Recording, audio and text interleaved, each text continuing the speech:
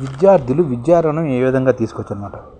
విద్యార్థుల కోసం ఉన్నత విద్యలు చదువుకోవడానికి యువత కోసం ఫీజులు కేంద్రం విద్యాలక్ష్మి అనే విద్యా రుణాలను అందిస్తుందన్నమాట.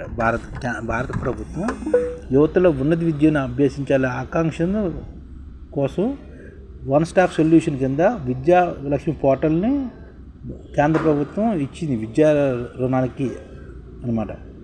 విద్యా రుణాల దరఖాస్తు మంజూరులో విద్యార్థులకు ఎదురవుతున్న సమస్యల పరిష్కారానికి కేంద్ర ప్రభుత్వం విద్యాలక్ష్మి పేరుతో ప్రత్యేక పోర్టల్ కూడా అందుబాటులో తెచ్చింది. అభ్యర్థులు ఈ పోర్టల్ లాగిన్ అయ్యి కామన్ ఎడ్యుకేషన్ అప్లికేషన్ ఫామ్ ద్వారా ఆన్లైన్ దరఖాస్తు చేసుకోవచ్చన్నమాట.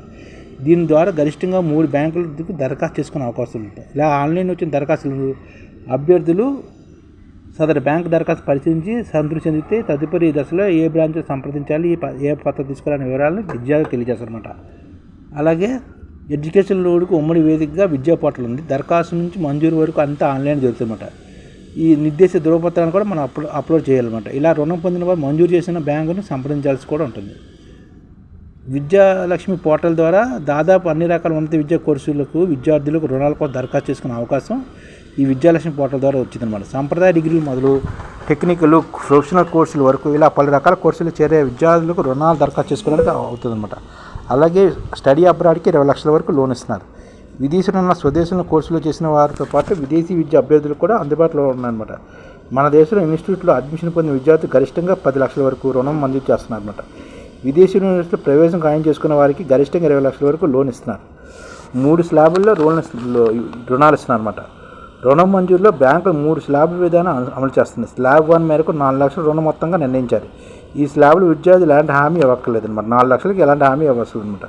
స్లాబ్ 2 ప్రకారం 4 లక్షల నుంచి 7.5 లక్షల రుణం మొత్తం కేటాయిస్తున్నారు. ఇందుకోసం తల్లిదండ్రుల హామీ, థర్డ్ పార్టీ హామీ పత్రాలు ఇవ్వాల్సి ఉంటుంది అనమాట. 4 నుంచి 7.5 లక్షల వరకు మరి రుణం తీసుకుంటే థర్డ్ పార్టీ హామీ ఇవ్వాలన్నమాట.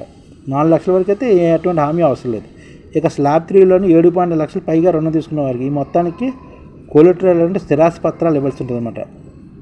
ఈ స్లాబ్ 3లోని 7.5 లక్షల నుంచి పైకి రుణాలు ఇస్తే దీని మటుకి స్థిరాస్తి పత్రాలు ఇవ్వాల్సి ఉంటుంది అనమాట.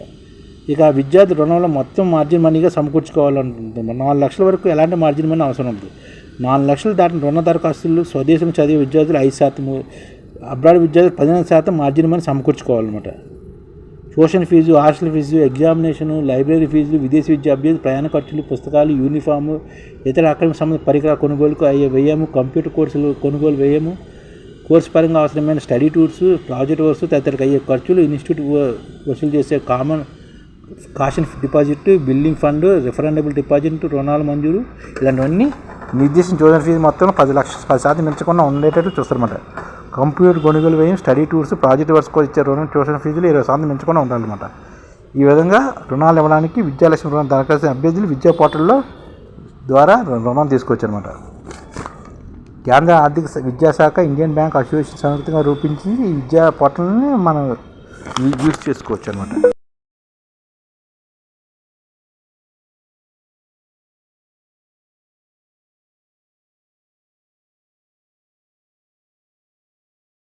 ఈ ఛానల్ ముఖ్య ఉద్దేశం ఏంటంటే మన తెలుగు రాష్ట్రాల్లో 1 కోటి మందికి సంఘటిత రంగాల్లో ఏ విధంగా ఉద్యోగాలు ఇవ్వవచ్చు, కనీస నెల జీతం 30,000 వరకు ఏ విధంగా ఇవ్వవచ్చు, ఏ విధంగా చేస్తే ఉద్యోగాలు సృష్టించబడతాయో వివరిస్తూ ఈ ఛానల్ వీడియోలు వస్తాయి. అలాంటి వీడియోలు మీకు కావాలంటే మన ఐడిఎఫ్ భాస్కర్ ఛానల్ని సబ్స్క్రైబ్ చేసుకోండి. ఐడిఎఫ్ అంటే ఇండియన్ డెవలప్మెంట్ ఫోర్స్. ఈ వీడియోలు చూసిన తర్వాత మీకు నచ్చితే లైక్ చేయండి, మీ ఫ్యామిలీ మెంబర్స్కి షేర్ చేయండి, మరియు మీ ఫ్రెండ్స్కి షేర్ చేయండి. Thank you. నమస్కారం.